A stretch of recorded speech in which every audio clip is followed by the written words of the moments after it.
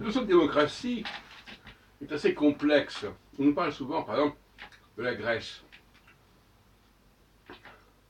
Mais on oublie de dire, autant que je le sache, de toute façon c'est sociologiquement évident, on oublie de dire que tout le monde n'est pas électeur. Alors, soit on prend tout le monde, et après on fait une sélection,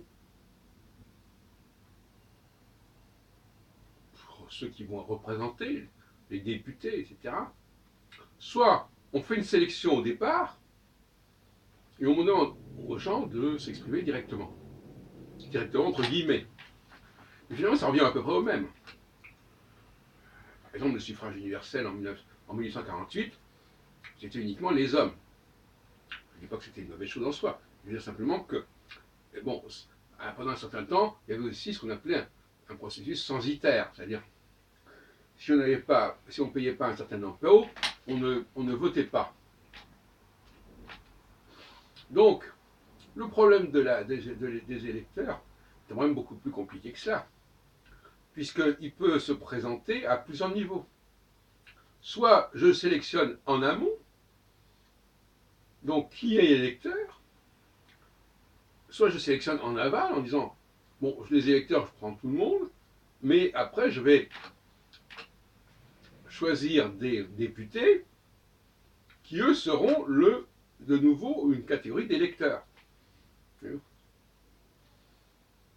Et finalement, l'un dans l'autre, ça pourrait presque s'équivaloir. Si je fais une sélection très serrée en amont, je n'aurai pas besoin de faire des sélections en aval. Si je fais une sélection peu serrée en amont, je ferai une sélection beaucoup plus serrée en aval. C'est aussi simple que ça. Bon. Alors,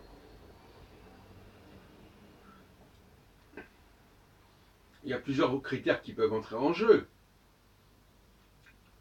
Mais d'une manière générale, de toute façon, que ce soit en aval ou en amont, il y a une sélection qui se fait. Il ne faut pas l'oublier.